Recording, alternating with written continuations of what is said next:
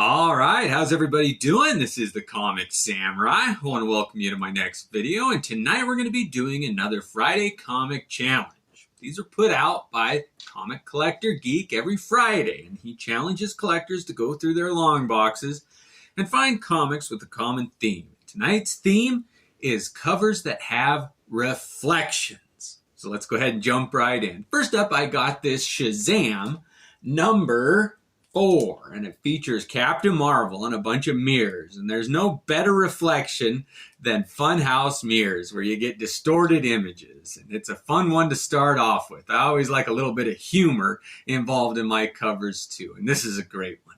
Next up, we got Supreme Power number 12 with art by Gary Frank, and this was put out under Marvel's Max line, and it's kind of a retelling of the story of the Squadron Supreme. And this cover has a great mirror reflection in it that reminds me of Rocky. Do you remember that? The first movie where he's deciding he does want to fight Apollo Creed, and he makes up his mind. He's quit smoking and gets serious about training. And he looks at a mirror, and there's some photographs on there of his family. And he's like, this is what's important to me. I'm going to give it my all. And I like to think that that's reflected in this cover. Let's go ahead and move it on. Next up, we got Magnus Robot Fighter number 3. And this is an interesting one.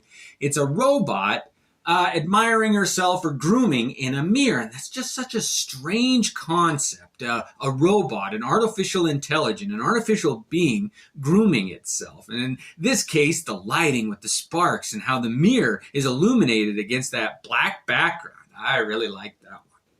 Next up, we got Fashion Beast number 1. This one was written by Alan Moore, and doesn't that make sense? A lot of his covers have reflections. This one kind of reminds me of The Killing Joke, where you see a round aperture of a camera lens. But in this case, the round thing that you're looking through is a little mirror. And it's not just a face that's reflected, it's this horrific eye. And there's something underlyingly creepy about that image with the black background. Ooh, that Alan Moore. He can weave a good story. Next up, we got Incredible Hulk number 339. And this is another one that incorporates kind of Funhouse Mirrors, where the Hulk's image is distorted. And this time it's not done for humorous effect. This time it's done for horrific effect, where you see one big, elongated one and one thin little tall one, and oh, they're creepy images. And this was a tough one because it was right before McFarlane started doing the covers, and it's hard to do a prelude to that. That's 339. That's right before Hulk 340, that one with Wolverine. Next up, we got Herogasm number 2. And this is kind of an adult cover. I don't know if kids would get it, but somebody's doing lines off of a mirror, and I'm surprised they got away with this. That Boys was it was a comic title that pushed the envelope in a lot of ways. It pushed it with humor, with images, with subject matter, and this kind of sums that up. Next up, we got one of my favorites. It's V for Vendetta, number 1 of 10. And this was a limited series with art by, I think, David Lloyd, written by Alan Moore, of course. And this does such a great job of summing up what the story is going to be about. It's all going to be a theatrical production. If you've seen the movie, you know that everything that V does is purposeful, and this one shows that his appearance is a performance. This is an actor's mirror with the bulbs and everything so they can do their makeup, and you can see him in the background in the reflection there, and it's just a theatrical introduction. You know that this is going to be a great story. Moving on, we got Green Goblin number 8, and a lot of artists love to put reflections in blades or knives, and in this case it's the Green Goblin's little bat blades that he throws, and Daredevil's looking at him, and it's those two faces next to each other, the red eyes, the Green Goblin. It's just kind of a spooky cover. I really like that one. McDaniel does the art on this, and he is one of the most underrated Daredevil artists. I really liked his run.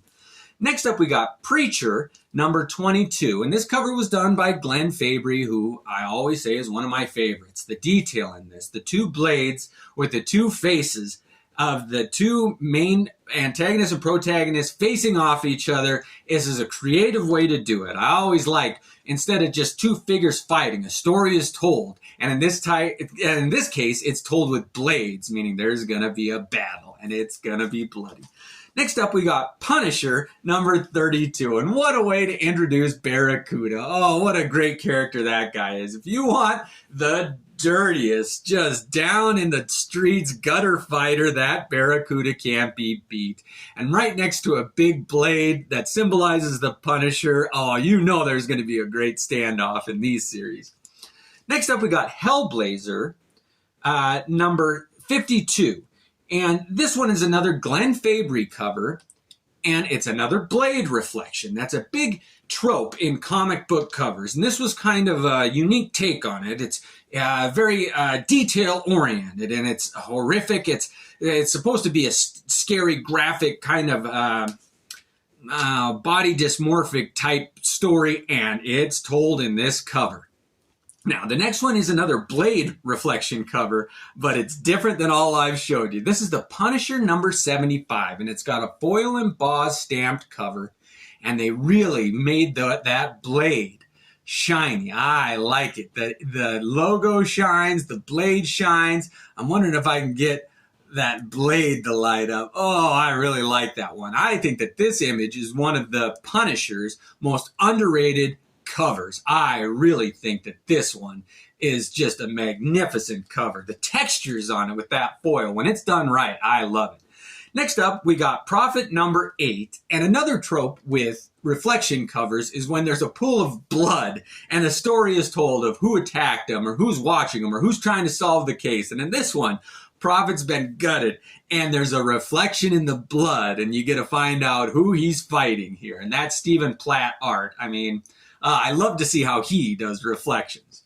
Next up, we got another pool of blood, but this one, it's the whole cover. It's Prototype number 1. And this was an interesting story. I really kind of dug it. It dealt with technology being mixed with biological beings and, you know, cyborg type stuff. But, oh man, there's a twist on it. And this art, that deep red, oh, I love seeing how different artists interpret images in blood. And here's another one. This is JSA number 53. And Wildcat is down here. And he's one of my favorites. I liked how they introduced all those Golden Age heroes. And they did Wildcat on this one. And he's been shot. He's laying in a pile of blood.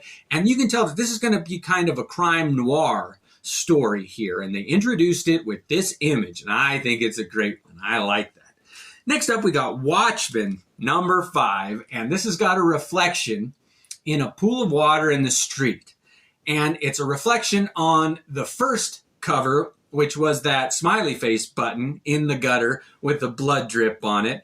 And a lot of Alan Moore's stories always deal with hidden images and reflections and more than one thing going on. And that's exactly what's happening in this cover here. Oh, I like Alan Moore's take on reflected images.